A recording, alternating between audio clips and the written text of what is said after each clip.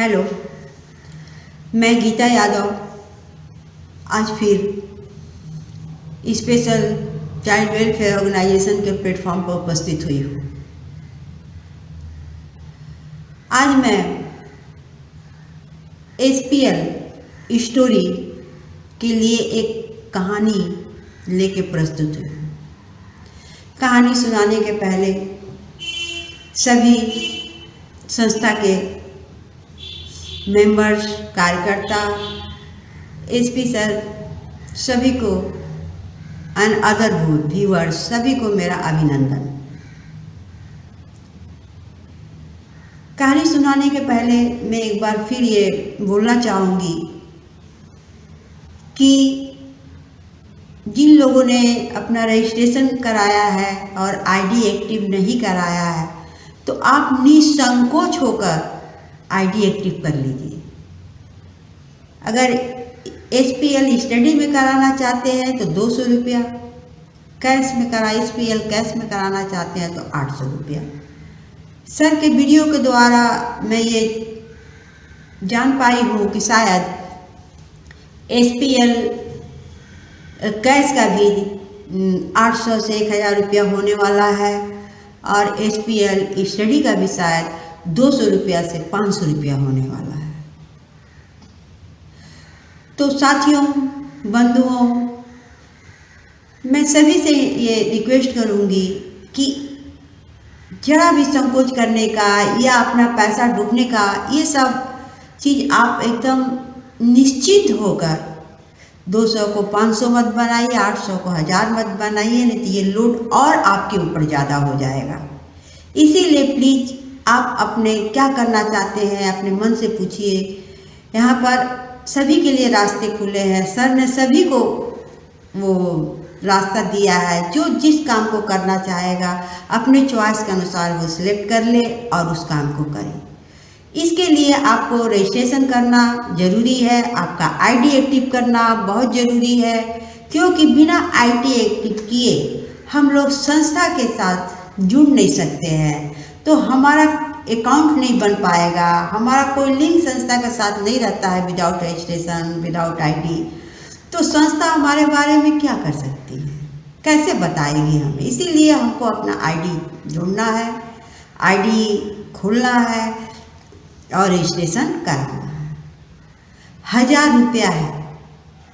मैं तो यही कहूँगी कि 1000 रुपया का मोह जो है सभी को अपने पैसे का लगता है, लेकिन ये सोचकर आप रजिस्ट्रेशन करा लीजिए कि ये चलिए हम एक डोनेशन दे रहे हैं इस संस्था को, ताकि उससे जो है गरीब बच्चे पढ़े लिखें। और मुझे आशा है कि आज का आप ये 1000 रुपया अगर दोनों SPL कैश और SPL स्टडी के लिए देकर रजिस्ट्रेशन नहीं कराना चाहते, ID एक्टिव नहीं कराना चाहते हैं, तो बाद में ज़रूर आपको पछताना पड़ेगा, मैंने अकॉर्डिंग टू मी, मेरे अनुसार, क्योंकि उस समय हम सोचते ही रह जाएंगे। जैसे मैं आज भी सोचती हूँ कि 2015-16 में संस्था खुला है, काश अगर मुझे उस समय पता चल जाता तो आज मैं इतना पीछे नहीं होती। इसीलिए आप लोग जो भी रजिस्ट्रेशन करके छोड़ दिए हैं,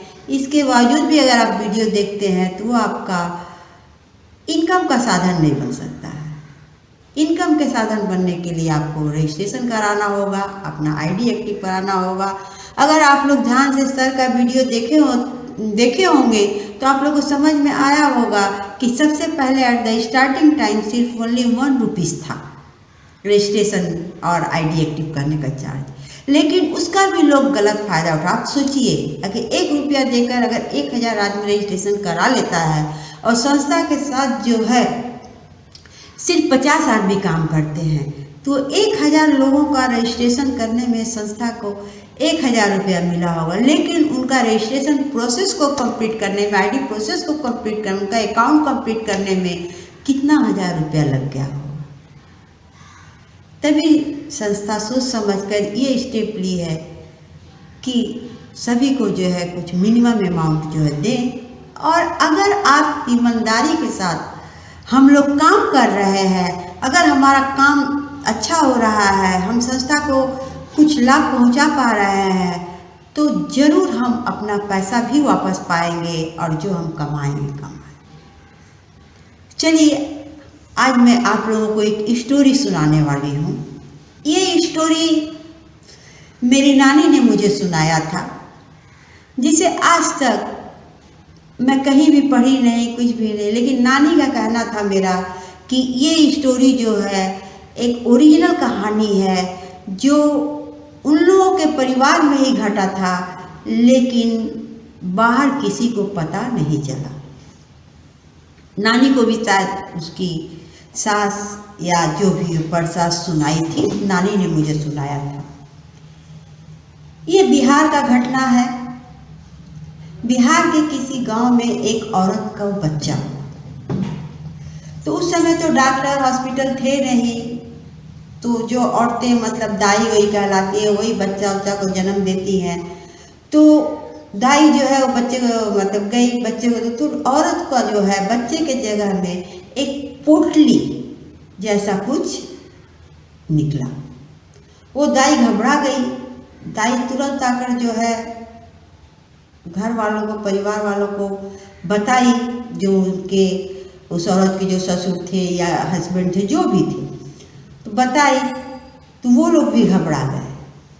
तब वो लोग अंदर गए तो वो एक गठरी था, तो उसको शायद परिवार के किसी आदमी ने एक लकड़ी से जो है उसको छेद किया, तो उसमें से जो छोटे छोटे छोटे छोटे सांपोले निकल पड़े, सपोले, सांप के बच्चे।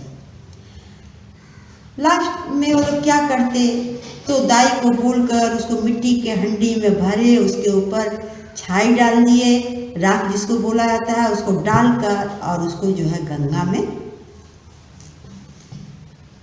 फेंकवा दिए। कुछ समय बीतने के बाद अचानक उनके घर में एक सांप निकला।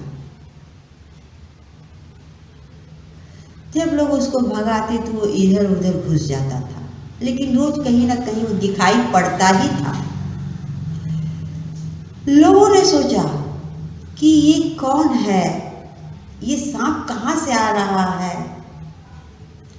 लेकिन जो उस औरत की सास थी, उसे याद था कि हमारी बहू को जो है एक बार इस तरह का प्रेगनेंसी के समय में ऐसे बच्चा हुआ था। धीरे धीरे उस सांप का सभी अभ्यस्त हो गए। वो सांप लेकिन किसी को काटता उड़ता नहीं था। कुछ दिन बाद उसी घर में एक लड़की का शादी पड़ा। विदाई के समय में लड़की सबका गला पकड़ कर रो रही थी और वो सांप जो है दूर खड़ा था, लेकिन धीरे धीरे उसके साथ घर वाले थोड़ा मिलजुल गए थे। वो किसी को काटता उड़ता भी नहीं था। तो वो लड़की भी जो है उस सांप के पास गई और बोली कि बाबा, सब मुझे विदाई में कुछ न कुछ दिए हैं, तो आप मुझे कुछ क्यों नहीं दिए। तो सांप के पूंछ में उन परिवार वालों ने सोने का कोई माने खोप लगा दिया था। तो वो जो है अपना पूंछ उस लड़की की तरफ बढ़ा देता है और इशारे से कहता है कि इसको खोल। तो इससे जो है परिवार वालों को तो शायद मन ही मन याद आ ही गया होगा कि जो सांपों का पोटली निकला था, जो सपोले सब थे, उन्हीं में से कोई एक सपोला जो है घर के अंदर रह गया और समय के अनुसार वो बड़ा हो गया। तो परिवार वालों को कभी कोई क्षति पहुंचाता नहीं था सांप। परिवार वाले भी उसके साथ काफी हिल मिल गए। रात के समय में अगर सब सो जाते थे तो वो निकल कर जाके अपने खेत का भी रखवाली करता था। खेत को भी रखवाली करता था, मैंने एज ए मेंबर वो उनके घर में रहता था। लेकिन दुर्भाग्य यह है कि एक बार जो है रात के समय में खेत का रखवाली करते समय ही उसे किसी ने मार दिया और मार के एक पेड़ के ऊपर टांग दिया। बाद में घर वालों को पता चला तो घर वाले गए तो देखे कि वो जो है पेड़ पर लटका हुआ है। जिस तरह से एक इंसान का अंतिम संस्कार किया जाता है, उसी प्रकार उन्होंने उस सांप का अंतिम संस्कार किया। इसके बाद 10-13 दिन का जो हम लोगों का तेरही होता है वो भी वो लोगों ने किया, और इस तरह से तेरही करके सब पूरा रीति रिवाज के साथ जो क्रियाकर्म किया जाता है करके उसके आत्मा की शांति के लिए वो परिवार भगवान से प्रार्थना किया। तो इस तरह के भी घटनाएं हम लोगों को सुनने में आती है कि जानवर भी अपना रिलेशन समझता है, और जानवर भी जो है अपना जानवर के रूप में भी अपने कर्म को करता है। जैसे वो सांप जो है लड़की को विदाई में देने के लिए पूंछ बढ़ा दिया, रात के समय में घर का रखवाली करता था। तो एक जानवर जब इतना सोच रख सकता है तो हम इंसानों को तो उससे ज़्यादा सोच रखना चाहिए, क्योंकि कहा जाता है कि इंसान का योनि जो है बहुत मुश्किल से केवल एक ही बार मिलता है। तो एक बार जब हमें ये मिला है तो चलिए हम कुछ अच्छा काम करें, अपना अच्छा नाम करें, कि हमारे जाने के बाद भी लोग हमें कम से कम एक कहानी के रूप में याद रखें। नमस्ते, फिर मिलूँगी मैं आपसे।